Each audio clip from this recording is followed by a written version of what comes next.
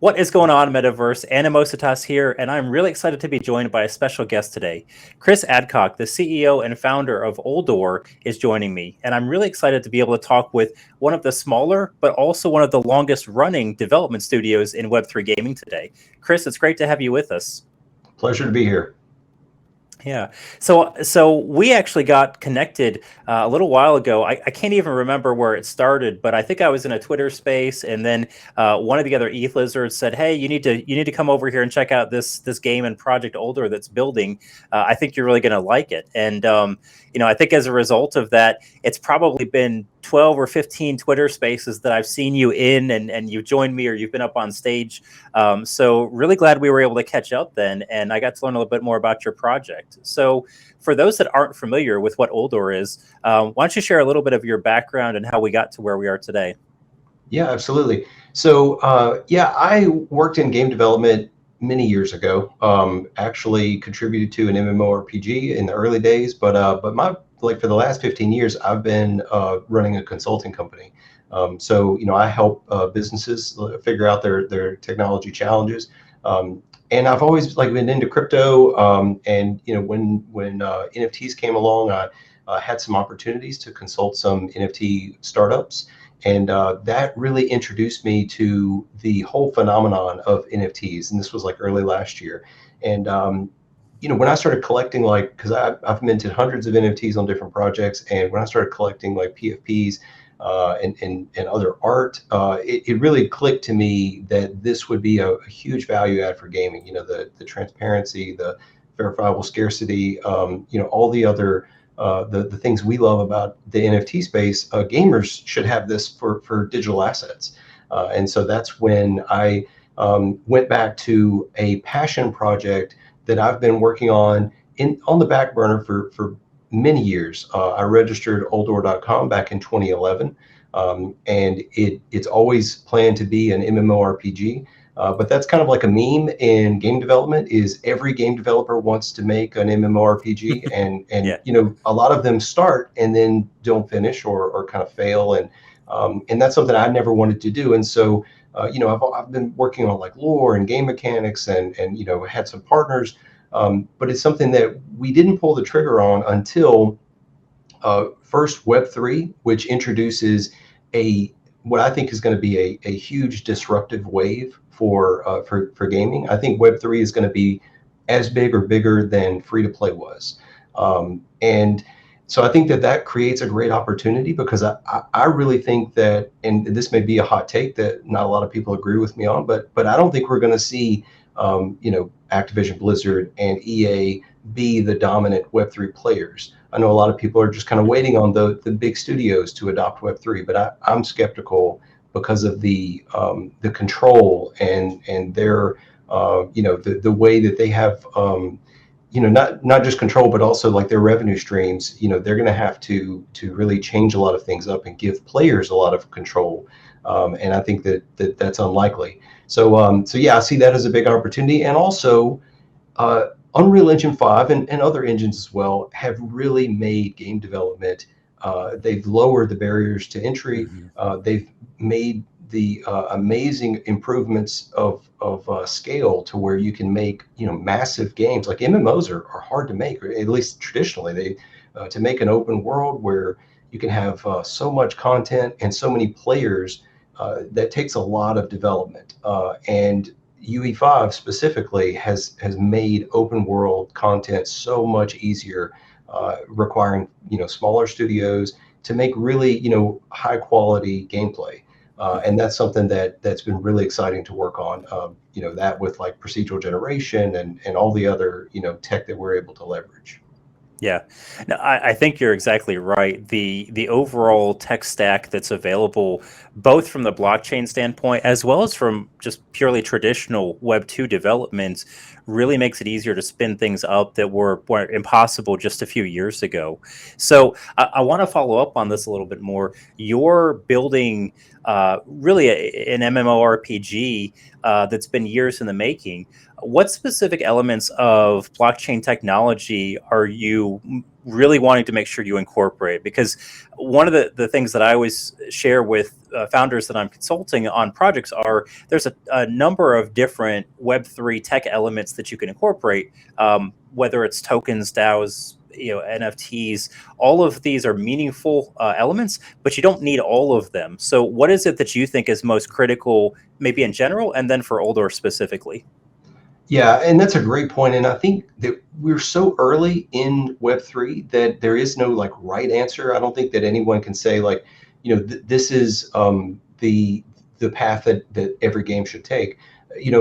Early on we saw some games that were completely on chain, where the game logic was done by blockchain. And that is interesting, and it's provable in a way. It decentralizes a lot of game development. But there are a lot of friction problems with that. You need a wallet, you need crypto, you need a lot of, you need somebody that understands smart contracts and can find the loopholes or the bugs and potential exploits. So, there's a lot to consider there as well. I think to me, the critical element is the ownership that players can get from digital assets, and a lot of people say that, well, there's ownership in Web 2, but to me, ownership is being able to control your assets, not being banned for selling something or trading something with someone else, and being able to go and see that you own that, even if the game is down, even if the your account gets banned or something, you have these assets. Yeah. And then also, I think verifiable scarcity. So knowing that these assets are on chain, you can go and see what the quantity is, how many people own this item. You can also see market history, how many times is it traded, how many times is it traded a day. So what is the value of this item? It's amazing that economies work in Web 2 games, every MMO has some type of in-game economy, but you lack all of this information about the supply of items, what they trade for, what the historical prices have been. So that really gives a lot of function to the market of game economies. So I think that's crucial, and that's something that we're really focused on with Uldor. Looking at like DAOs, I'm so interested in DAOs, and I think that there's a lot to that. I think that in the future, a lot of business can be done by DAOs, or at least anything that's like community focused. I think that that's a great way to kind of empower your community. I think that as a game developer, we really want to focus on making fun games and successful companies. And you don't want to necessarily have that be a democracy. You don't necessarily want to just hand that over to a group of people to make votes about every decision.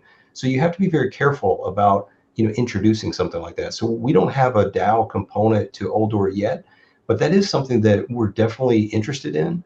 And I'll just say, like, personally, I'm a big fan of letting the community have their voice heard, their feedback, and also where you can let the community kind of make decisions, then you can do that. I think RuneScape is one that does that well. So, like letting the community kind of decide between different choices. Like we've kind of got these two paths that we can take, and we like both of them. So let's let the community kind of vote and decide. So I think things like that are a great kind of transition to something more controlled by a DAO. And I think in the future, like once you get your game fully developed, your concept is out, your the vision that you've had has been able to be realized, then you can look at, okay, now how can we make this an evergreen game, something that will live beyond me even, because that's another problem in gaming that we don't talk about, that when game developers are done with a game and it's not they're not really making money on it anymore, they just shut it down. They shut the servers down, and a lot of gamers who were playing it every day or had assets there, they're left without a home. And I think that in Web3, we really need to think about, like, how can we do that better to where a game can kind of live on beyond the original company that made it, and that's something that we don't have a solution for today. I'm not saying that we're handing everything over to a DAO, but definitely, like, I want to run Uldor for 10 years or longer. I mean, I want it to be a successful franchise that spins out into other games. But at the same time, I want the game to be able to last, and the players to be able to really believe in the whole ecosystem. And so, where we can bring in more voices and kind of decentralize some things, we're definitely going to look at that. No, I think that makes a lot of sense. And taking it as a sort of progression approach where you don't have to have everything implemented on day one, but you can iterate. You could iterate to a DAO later on if you elected to. I think is smart. And as long as founders are staying open to that, staying flexible, really sets themselves up to be able to be successful in the long run and sustain. So we've talked a little bit offline. I'm a fan of RPGs and have been for my entire life. It feels like so. I actually remember when I was a kid, and I don't even know how old I was. Probably wasn't 4 years old, playing Bard's Tale, like the original Bard's Tale, with my dad, and Dungeons and Dragons, and growing up, that whole concept of you've got a character, and your character has specific skills and abilities, and you can progress progress through in a game world until you face ever increasing challenges. That has just always appealed to me. That from my personality standpoint is super cool, and it's been amazing to watch the genre evolve from just sort of traditional RPGs to you've got everything from ARPGs to MMOs, and all of these have different connotations and constructs. This also, like you said, is sort of the dream of every game developer, is they want to have their own RPG, whether it's MMO or otherwise. What makes Uldor special in this space? What would you say is the key element that sets you apart from others that may be trying to build RPGs? And what would you want your audience to remember? Yeah, and I think that's a definitely an important point, a great question. And we're seeing growing competition in the Web3 space, but really, like, just backing up, the game space is large, and new entrants are coming in every day. And I think that Web3 is going to be a big innovation for the MMO genre specifically, because it's a game with a large open world. There's a lot to do, usually, including like some mini games. You might call the PvP arena a mini game, or other kind of like quests and things. And they usually have some large, intricate, in-game economy. So just adding Web3 to an MMO is going to be a big innovation. But really, like, taking a look at just MMOs in general, the genre has been in decline. MMO populations have come down, even though there's so many of us who consider that to be one of our favorite genres. We don't necessarily play it every day. And part of that is because the changing demographics, the changing player habits, and a lot of it's growing competition. But I think it's also because MMOs just failed to innovate. If you look at the early MMOs, RuneScape and World of Warcraft, and all the traditional MMOs, they didn't really adapt to the changing demographics, to the changing player habits, and to the growing competition. And so, like, let's say you're in World of Warcraft and you're max level character, and you want to invite me to play. Well, the content would be gated behind dozens or hundreds of hours. So I'd have to really get in and grind before I could match your level and be able to go on experiences that you're going on. And so that's a big point of friction for new players to come into the game. And when there was no competition, that made a lot more sense. But today, that's difficult. And plus, all the content that they've added over the years. So what that incentivizes the game developers to do is to really, like, water down the content that they've already made, and they do that by skipping through content. Quests give you way too much experience, and it really kind of dumbs down the experience and takes a lot of the fun out of the amazing content that these games have. So I feel like that was kind of a failure to innovate. So one thing that we're doing different is we're pulling a lot of those fun multiplayer experiences forward. And so we want Uldor to be, kind of like a MOBA. You jump into League of Legends, you don't have to grind for dozens or hundreds of hours to play a fun multiplayer match. It's something that you can play, right away. And So, and even with your friends, so that's something that, we want our PvP to be something not locked by, a level cap, but something that you can play from day one. And then also like the faction battles, to have it to where it's a scalable experience where even, new players can jump into the faction battles and feel like they're contributing, and not have all that gated by, like that first experience for an MMO is, you start at level 1 and then you got to go kill a boar or a squirrel, and it's Mhm. like that's what you have to look forward to for the next, several hours, days, maybe weeks, and I think that what we're doing is kind of like turning that around. So you put the fun multiplayer experiences first, then you draw them in to the open world, to the immersion, to the lore of your world, and let them experience MMOs like the early MMOs did when there were less competition, and you could really just sit back and immerse yourself, because that's what RPGs do really well. When you play Elden Ring, when you play, the Witcher series, when you play these RPGs, they really bring you into the open world, to the immersive lore, and that's what we think that an MMO should do well. So it's really, just having those multiplayer experiences be kind of the draw for the fun RPG elements that you can, bring your friends with as well. Hmm. That makes a lot of sense, and it strikes me. There's a board game called Gloomhaven. I don't know if you've heard of it or played it before, but it's a multiplayer RPG. But essentially, you can be different levels, and you can have one to, I think, is a max of like 4 characters. And the way it works is you just scale the difficulty of the scenario that you're playing based on who's there. And so someone can come in and just join as a single level 1 character. You could have a level 5 or a level 7 character, and it just scales appropriately. So you have just kind of tiered difficulty based on the number of players and based on the level of all of your characters together, but you're not powering up so that like a level 9 is 10 times more powerful than a level 1, right? It's more, I would say, gradual in the progression. So having structures and mechanics that allow you to play with someone who may not have played in the past, or may just be kind of in and out because of their schedule, I think is really important for a lot of gamers today, just because of the demographics, like you said, where their ages and so on. How has your community reacted to that approach? Like, what's the feedback that you hear in Discord? Yeah, I think our community gets it. Like, you certainly have people that they want to be able to, experience all the content and really go through the whole experience, and they compare it to MMOs that they've played.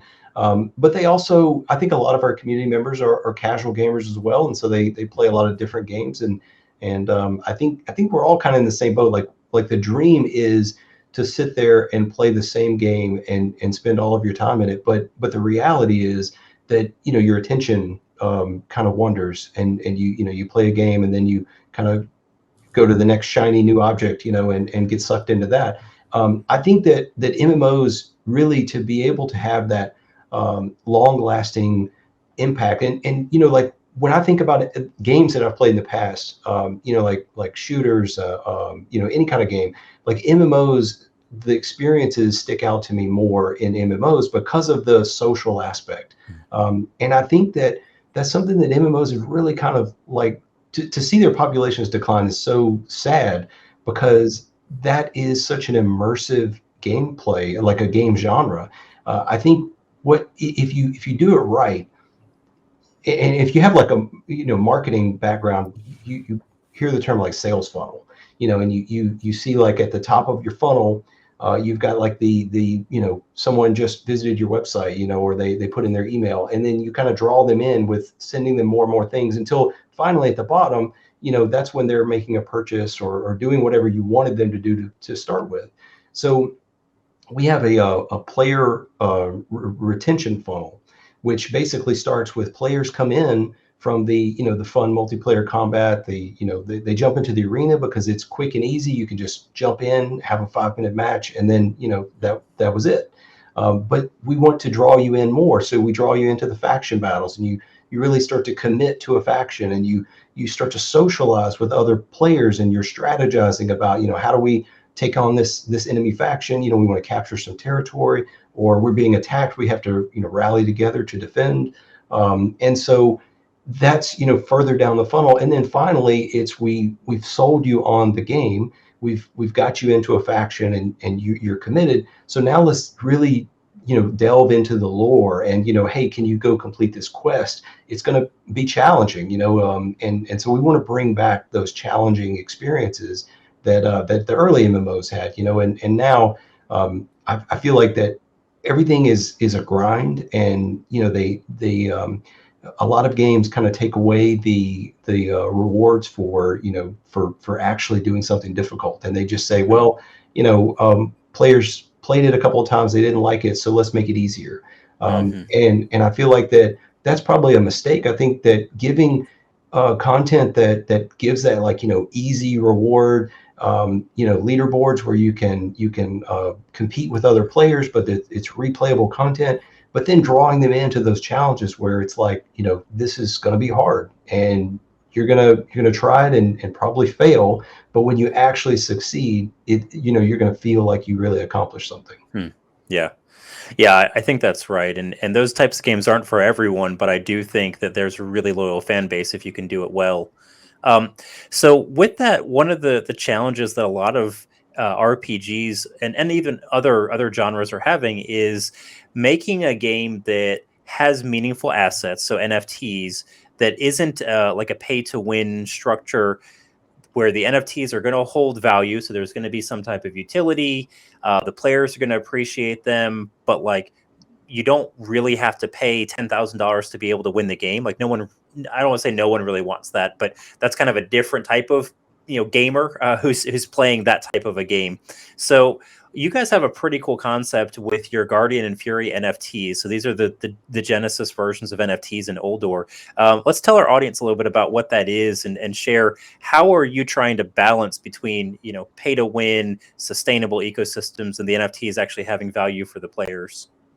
Yeah, absolutely. And I think that having a cost associated with just playing the game is a point of friction that reduces the your total available market. Like you're going to have less players if you have add a cost before playing the game. So that's something that we're very mindful of, and we also don't want to fall into that pay to win kind of connotation as well.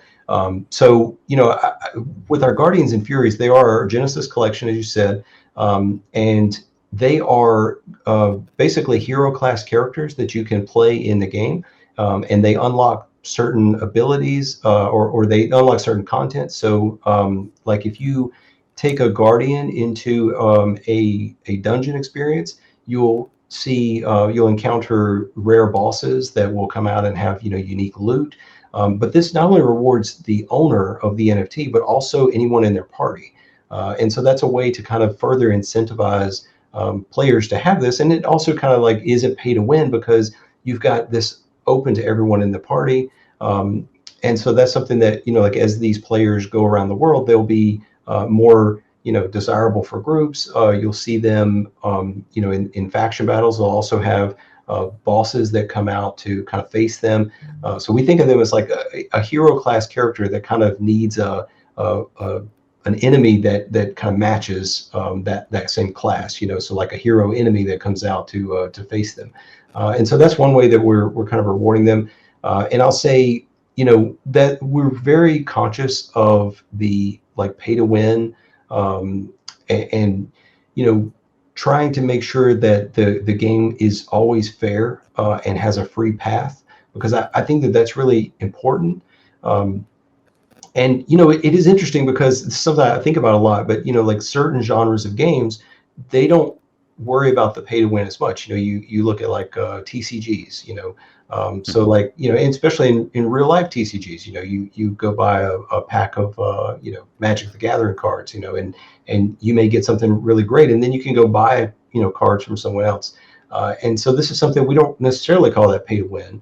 And then of course you've got mobile games, your free to play games, where you can purchase assets that definitely make your gameplay more likely to win and or skip grinds and things like that. But definitely it's something that a game developer needs to be very careful about, making sure that the game doesn't feel pay to win. That the free to play player feels like there's always a path. That there's something that they can do to achieve victory, or to get certain items, that nothing is just like out of reach for them because they didn't pay. Hmm. Yeah, I had actually a good conversation with a fellow ETH lizard just yesterday about that, and we were discussing a number of new games that we're tracking, and this came up, which is the games that I think have a realistic um, ability to onboard players that are free to play, to get in, to try the game out, to enter the ecosystem, and then make a decision. Maybe they do want to begin paying later on, or maybe they never can, but they have the chance to be able to compete, and they can kind of build themselves up in the game through collecting or trading, or whatever the mechanic is. Those I think have the potential, because gamers are inherently skeptical of paying for games anyways, but especially of Web3 games. And so being able to have that easier onboarding process is really key. So Yeah. so let's talk a little bit more about, kind of the assets that you guys have set up. So we've talked about your initial NFTs. I know you also have some lands that you're planning to roll out within the universe. And tell us a little bit about the land. Is this going to be on blockchain, or tradable just kind of within the game? And how do you make a decision on which types of assets are actual NFTs versus not? Yeah, that's a great question, and something that so we've partnered with Immutable X, and the benefits of Immutable are, you can scale up very easily by generating thousands and even millions of NFTs without worrying about the gas fees, the transaction times. So that's a great solution for an MMO that needs a lot of assets. We do have land plots, which we call resource plots, and that's something that you've played MMO, so you know that most have like resource gathering. You can go and harvest resources, cutting trees, or picking herbs, mining for metals and things like that. So we have resource plots where players will be able to go and harvest these resources, and you can use that for crafting game items. So the resource plots will be NFTs. They'll be on chain, and they'll basically have like a cooldown to where you can go and harvest resources, and then you've got to wait for the cooldown before you go and harvest more resources. And then we can also use these, which we call staking, but really it's a rental system, to where if you own a plot, you can allow other players to go and use your plot, and in exchange for a fee, they can harvest resources from it to use for their own crafting. Hmm. No, I think that makes a lot of sense to have that structure where you're enabling players to really share and trade, not just items permanently, but also the use of them. I like games that have some sort of rental system, or loaning system built in, that's really focused on player to player. I would say I'm not so sold on like the scholar type of model. But if you want to just kind of get in and borrow an asset for a little bit from someone that wanted to spend a lot of money on it, I think that can be a good way to let someone try it out again. It's sort of like way back in the day. I could go down to the store and actually, for many of our listeners, this is going to sound crazy. We actually had to have physical devices that you could use to play games, and you would go to a rental store, get that cartridge, or that disc, rent it for a weekend and play the game, and then you had to take it back afterwards. So I know that's going to blow some people's minds. You didn't always used to be able to download everything.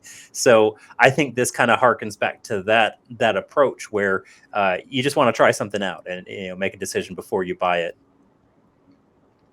Yeah. So yeah. So one of the parts that I thought was really cool, about your world, is you are totally on board with having pets in your game, and an area that I think is really fun for a lot of different types of gamers. I think it opens up, a lot of interesting things that you can do with the characters, with the universe. So two questions. Firstly, can I have a lizard as a pet, as an ETH lizard? Is this going to be possible? And then I want to talk a little bit more about the bonding process that you all have set up. So, lizard, possible, not possible? Yes, definitely. We actually have one already. We have Okay. an iguana, so I'm going to say that's a lizard. Close enough. Yeah, we'll absolutely allow that one. So very good. All right, so I'm still on board with the pets. I can get myself a lizard. So as I understand it, when I get my iguana as a pet, and I want to connect him to my character, he basically, I think the word used is bonds to my main character. Tell us a little bit about what that looks like. Yeah, so, and this is a special thing that we're doing for our Genesis sale. In the MMO, we're going to have collectible pets. And so these are, much like pets in other MMOs where you can go and collect multiple pets. You will be able to trade these pets. But for our Genesis sale, one of the rewards that we decided to do was to give players a soul-bound pet. So the pet will bind to your character, and it will not only be a 3D pet that will exist in the open world that you'll be able to summon. And we already have this mechanic. We've kind of showed this off in some Twitch videos, but it will also add to your Genesis character's 2D art. So our Guardians and Furies, they have we didn't have the 3D art yet, so it's a 2D character on like a comic style cover. We had a comic book illustrator do these, and they turned out, we think they turned out really well. But we also have the 2D comic style pets, and so we plan to have these as a soulbound pet that will bind to your character, and it will be on your art. So you'll see your iguana right there beside your guardian or fury, and it'll also add to the rarity. So if you care about your rarity on OpenSea, you'll be able to go and see that. And so because it's soulbound, it will always be with your character. And so if a free-to-play player rents your character, someone uses your character to go run around the world, they'll have this pet that they'll be able to summon. So, in theory, it adds some desirability from other players to use your character. So I could definitely see that. I could also see it going kind of the other way too. What if there's a particular character that I want to buy from someone, but it's got a soulbound pet that I'm not interested in? Is there any potential for me to have some way to remove the soulbound pet from it, or is it basically at this point we're planning to have it be permanent and there's no way to remove it? So I'll say that's possible. Right now, we are planning the soulbound to be permanent. Now, that doesn't preclude you from collecting other pets. It's just that's one that's going to be soulbound that you'll be able to have all the time. And I'll also say we are looking at the potential for gamifying the pet that you get to where you might be able to influence that beforehand. So that's something that we're still kind of working on. Our priority has been on our upcoming game mode, so we haven't finalized that yet, but that is something we're looking at. So let's keep on with this idea of gamifying, because if I had to use one word to describe Uldor and the server, you are trying to gamify everything. So for those that haven't checked you out, there are mini games galore that are there in the server, whether they're kind of text-based things, they're rumbles, there's puzzles, there's a I would say pretty well put together scavenger hunt that I'm struggling through. I feel like I'm probably about halfway, just based on the number of clues and kind of hints that we've gotten. But I'm pretty sure I'm not far enough that I'm going to be able to catch the overall leaders right now, based on how far they are. So you guys have a lot of really cool things. We'll talk about my basilisk mishap in a bit here. How are you planning to incorporate these kind of mini games throughout the world? And what is it about that really appeals to you as a builder? Yeah, and I mean, I love anytime someone engages in the server and has fun with one of the mini games. That's something that we want everything to be fun. We want our game to be fun. We want our community to be fun, and we want it to be engaging. So and I have to like shout out like our community that contributes and builds. One of our community members runs that Rumble Royale every day, but also our community manager who does the scavenger hunts, and they are very challenging. But yeah, we wrote the Basilisk game ourselves, and that was something that we just thrilled every time people play that and have fun with it.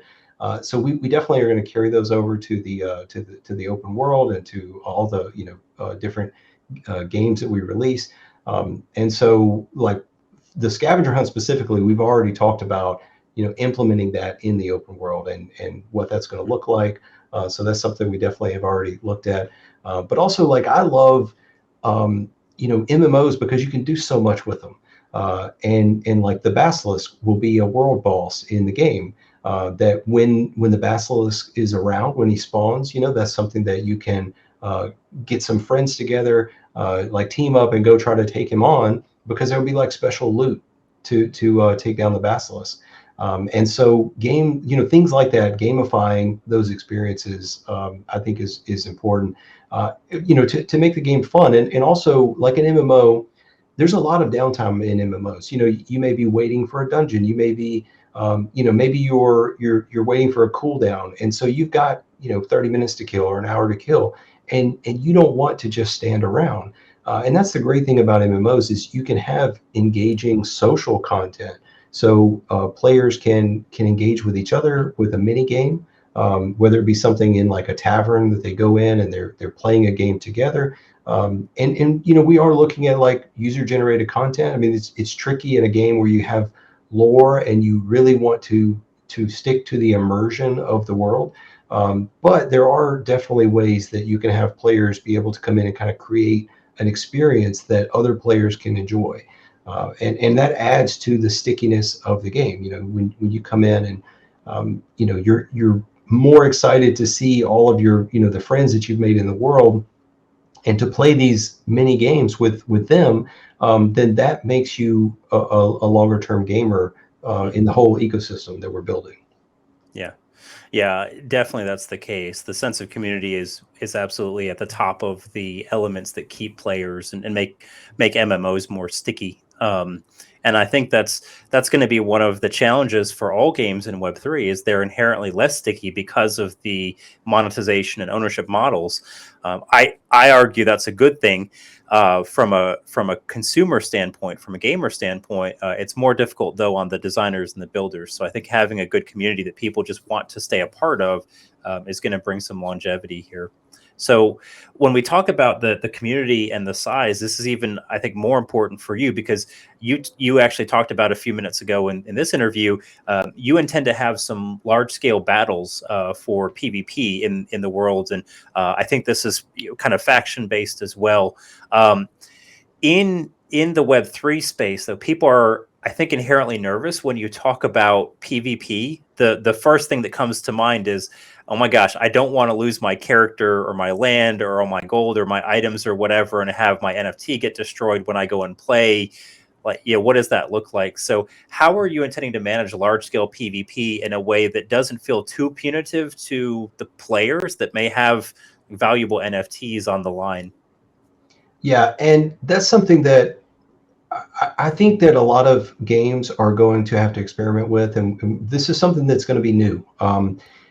I'm personally, I love like hardcore PvP, full loot PvP, but I think that turns off some players and gives them a negative experience. And I think especially in Web3, when just imagine you go on the marketplace and you purchase some $100 worth of items, and then you go out and within 5 minutes you die and you lose your items. That is not going to be a good experience, and you're going to have a lot of negative reaction to that. Maybe people get used to that and they kind of understand that this is the risk we take, but that's not what we're planning for Uldor. We don't have full loot system, so you're not going to be able to steal your character's NFTs, but we do have incentives for surviving. So special rewards, including like with the faction combat, it's all about the leaderboards. That's going to be a big driver of the motivations to help your faction, but also to do well in the PvP. And then there's also disincentives for dying. So like when you die, there are penalties. that have to be either worked off or you have to let the time expire before those penalties go away. And so that way we can kind of reward and incentivize good gameplay to where players aren't just rushing into a battle that they have no chance to win, unless that's something that they think is necessary for their faction. They're willing to kind of take that hit. But we definitely want to we want players to feel like there's penalties for dying. But I think that it's probably early to have a full loot PvP and let players actually lose valuable items. But you can definitely lock certain things to where things have a cooldown before you can access it or get the full benefit from it. And I will say we do have durability, which is not necessarily related, but there is durability on items to where your items will wear down and break and need repair. But those things, those can be repaired. So you won't lose your items, but there are penalties for sure for dying or just having poor gameplay. Okay, and I think that's good. You want to have some appropriate level incentives, right? Where it's not, as you said, it's not just meaningless to go in and lose, right? Losing should have a cost associated with it, but it shouldn't feel so punitive that the entire experience is ruined because of it. Yep. So as we think about the upcoming steps for Uldor, I know you guys are planning on a modular launch process where you've got different levels of like a minimum viable product that you put out first, and kind of continue to build and iterate on top of that. What for you is that minimum viable product that you want to be able to offer, while making sure that it's not too early where you've got a game that just doesn't feel polished or doesn't feel complete yet? Yeah, and that's a great question, and it brings up a big point that I've tried to make, and that's that MMOs do take a while to develop, even with all the advancements. It takes a big team. It takes a lot of you need artists, you need the lore, the content, you need the developers, and there's a lot of pieces to put together.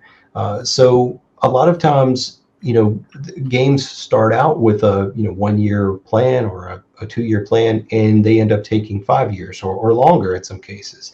And so these are weights that gamers have had to endure in traditional games for many years. So that's something that we're very conscious of, and so that's kind of the reason that we wanted to go the minimum viable product route. So we decided to, we looked at our MMO, like how can we deliver a fun game with deliverable products that gamers can actually play, instead of making them wait, many years for like a complete product. So like the full open world experience. And I think that, like as we talked about earlier, like how we're bringing that fun multiplayer combat forward, that kind of helps us with this, because our first gameplay mode that will be fully polished and delivered would be our PvP arena. And so that is basically arena levels that players can jump in and fight head to head in these tournaments. We can have skirmishes to where two players or teams can fight each other, or a tournament that you can actually compete in competitively.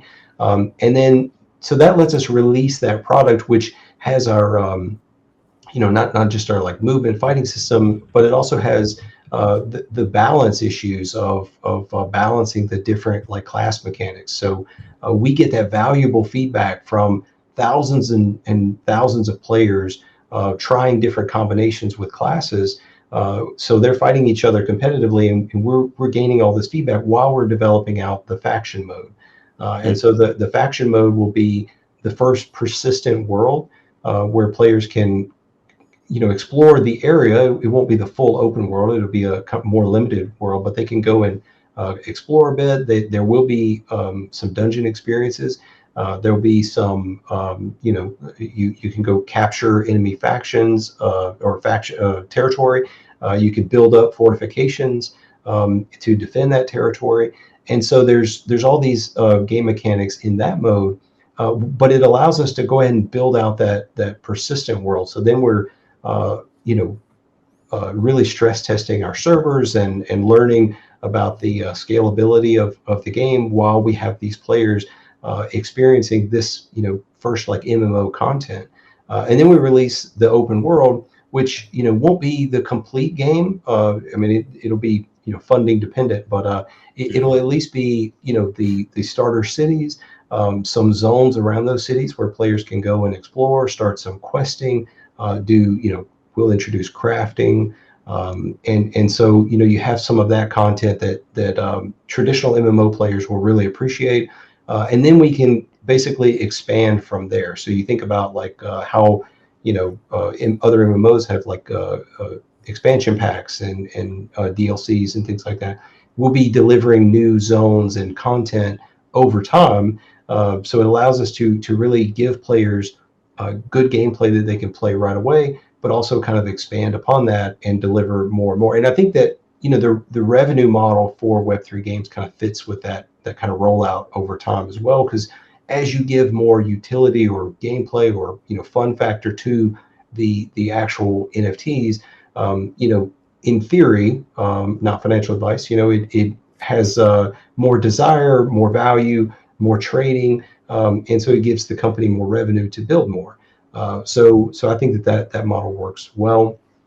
But I'm treating this very much like a business. Like, I'm a passionate gamer. I've been in the space, for years, and more as a customer than a builder. And so, like, as a developer, I get frustrated that I see the same kind of thing repeat itself, where you have these ambitious plans, and very ambitious roadmaps, and then delay after delay, and things don't get delivered.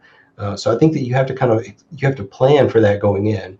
How can we deliver something, even if it's not everything that we wanted, and also manage expectations so that players know that this isn't the complete product. They're getting a piece of the content, and you can also kind of show them what's to come. And one way we're doing that is, so we're releasing a game mode very soon in the next couple of weeks, but we're also kind of showing off videos of what we're building. So while we're also building the arena, and we're building this game mode, we're also working on the faction system, and we're working on the open world, because that allows us to kind of show what's to come. So it's not just like we deliver a product and you play it and you're like, okay, this isn't an MMO, this isn't what I was expecting. We can actually deliver a product and then say, I hope you enjoyed this, but like, this is what we're building, and here's a video showing off some things that we're still developing. Absolutely, and you kind of mentioned the funding and the scaling as you go along. So for those of our audience members who are interested, tell us a little bit about what you've done as far as raising capital. As you mentioned, this game has been over a decade in the making. I think I joked at one point, you guys are almost as old as Bitcoin. So it's pretty impressive in the space to be still at it. What does your funding look like so far? What's your plans for any future capital raises and runway and so forth? Sure. So we are mostly bootstrapped. We did have a Genesis sale, and we had some timing. Like we came out a few weeks after Pixelmon, which was like the big play to earn drama. Kevin, the meme. So we suffered from a lot of like skepticism, which is totally justifiable. Gamers don't want to invest in a game that they can't play. I would argue that buying a Genesis collection is a lot like investing in like a Kickstarter, because it's projects that are still in development, or in some cases are just ideas, and they're looking for funding. Those are very risky, and we don't have the safeguards that like a Kickstarter offers. So yeah, I definitely understand that. But we were very fortunate to build a community. We sold a few thousand of our Guardians and Furies, and that allowed us to really to amplify our development efforts. So we started development last year, but we did our sale this year. It propelled us to where we are today, which is we're close to releasing a playable mode. We've been able to work a lot on the like future game modes, and I think that our pace is going well. We would love to accelerate that, bring some more developers onto our team, and so that's something that we are going to be focusing on for the rest of the year. Like, now that we are close to releasing this game mode, we want to get it in the hands of gamers, get more excitement about the project, let people know what we're building, and then also start talking to some investors about potentially a seed round. So that's what's coming up for us, and the playable mode should be released in the next couple of weeks. We're waiting on just a few little components, but it's something I'm playing it every day. So I want it to be released tomorrow, but it'll be out soon. Okay, very good. So that actually kind of leads itself well into my next question, which is in terms of timing. I never ask founders for dates or anything on a roadmap. If you have something that you want to share, that's fine. But I would just consider that alpha if it comes out. But tell us about some of those milestones, right? So as you mentioned, having some gameplay available. What does your overall roadmap look like in terms of months or years, and each of those key elements coming up? Sure. And so I think because we are developing, I think smartly, you could argue that it's really just scalable. Like we're not expecting to receive a ton of funding, and so we want to build to scale to where we can deliver a product within a period of time. And if we get more funding and we can grow our team faster, then we can deliver it either slightly faster or far more polished. Both things we would like to do. So that's something that we're really working towards. We're going to have this playable mode within the next couple of weeks, and I've probably said a couple of weeks for several weeks now. We're really waiting on the new UI, but we're kind of tweaking the gameplay, just to have it. And I'll just tell you, like, it's a wave-based mode. So this mode is single player, but it shows off the fighting mechanics, the movement system. You kind of get a feel for the graphics and just the gameplay. And I love like the camera system. Like I jump into it every day and compare it to like Elden Ring and other like MMOs, and I really enjoy the gameplay. I think for where we are, I think it's really far along. And then we will start working on the so like after that mode's released, we do want to add some competitiveness to it. So we'll be rolling out some leaderboards to where you can track your progress, you can kind of compete with others.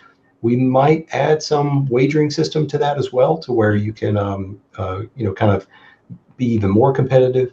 But then we want to start focusing on the arena, to add our real PvP, to where players can really start to try out the classes and get to know their characters and their play style.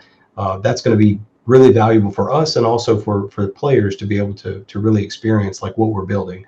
And we think that it's probably going to be first quarter of next year before the PvP arena is out. But it is dependent on like other things going on.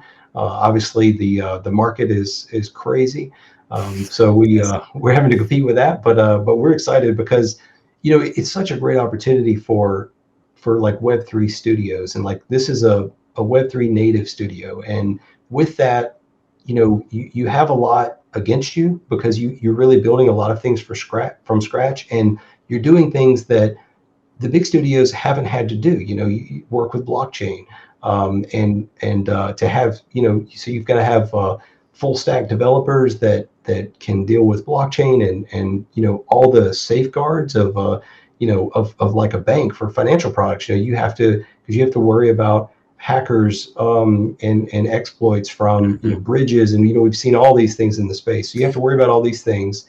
But at the same time, you have to make a really fun game that competes with traditional games, because gamers, they don't necessarily care that you're building a blockchain game yet. That's not a big priority to them. They want a fun game that's better or more compelling than the game that they're playing. God of War this week, or Elden Ring, or whatever game it is. And so that's something that we're balancing. But we think that as we build our community, as we deliver fun products, and we share the vision of the full vision of what we want to build. I think that we'll have the resources we need to really deliver a great product. Mm-hmm. Yeah, for sure. The developers now, you mentioned it gets a lot easier when you have tools like like UE5, for instance, that are available. But you also have a lot of challenges too, right? The idea that as a game development studio, you have to worry about the Lazarus Group of North Korea coming in and trying to hack your infrastructure would have been mind-boggling 2 years ago, right? But then you see, and to their credit, a studio like Axie that I've been critical of in some phases, but in other parts they've, I think, done well. You have challenges that no one could have anticipated, and even Web2 companies don't really deal with today. So it's a brave new world that we have to be living in this space for sure. Absolutely. So, And I would just add that it's great to work with partners that are, aligned and working on similar things. Like Immutable X was just an amazing partnership, and they are so hands-on. I can't share everything, but I mean, they just, like they work with the games that they partner with, and they're very open about their, working with you on, technical challenges. And of course, there's also the benefit of the layer 2 security without worrying about those bridges, because when you look at most exploits in gaming, the largest exploits have been against bridges, and that's one of the bigger challenges with crypto is having things to be able to cross chain, mainly tokens. And so not having that is a big weight off of our project for sure. yeah, absolutely. I think key partners, whether it's on the investing side or the infrastructure side or marketing, I mean, all of those are really critical for projects to be able to be successful. So, and I'm already on record. I'm a very big fan of what Immutable is doing. I think they're taking the right approach. So, I think that's a good choice. So, for any of our listeners today, what are some of the key next steps if they want to find out a little bit more about you, about the project, dig into the community some? What would you advise them to do? Well, if you go to uldor.com, which is, as we said, a domain I've had for a while now, you can find more about the game. You can see our gameplay trailer. You can see, all links to our socials, our roadmap, and other info about the game. But also really just be on the lookout for our playable mode. This isn't going to be token gated. We wanted anyone to be able to try this out. So if you are interested in this type of game at all, I would love for you to play it. Give us your feedback. We're going to have some ways that you can kind of tell us what you think about the game, comments that you have, questions, because we really want a lot of people to try the game out and just give us feedback. And it is going to be early, and we'll let everybody know that. But still, it's so exciting to be able to get a deliverable product out there to where players can play it, because I know that's something missing in the Web3 space. There's not a lot of games that you can actually go try. And it is, that's going to be the next thing, is when a lot of these games have demos and early things, then we're going to want more. We're going to want the multiplayer experiences, the fun replayable gameplay. And so that's definitely the next thing we're already looking at is, like, okay, we got to deliver the next thing now that we're getting close to this one. So, but yeah, I think if you are interested at all, I'd just encourage you to go, try out the game when it's out, which won't be long. And so it's on the Elixir launcher. As if you're on Twitter, you've seen, I'm sure you've gotten DMs from hackers that send you these scam play to earn games that they want you to play. And so you have to be careful about downloading random files from people. And eventually we'll have our own launcher, and we think that that's going to be a great thing to have in the future. But for now, we've partnered with Elixir Game Launcher, which is a great Web3 startup. They've already got Undead Blocks and some other games, but love what they're building and just the attitude that they have. So that'll be where you can find us. Very good. Yeah, so I think the that approach is really good. That we're going to be able to see the entire evolution as we walk forward over the coming months with you guys. So I think overall, I've gotten a really good overview, and I hope our audience has also. Is there anything that we missed that you think would be interesting for our listeners to learn about that we didn't cover so far today?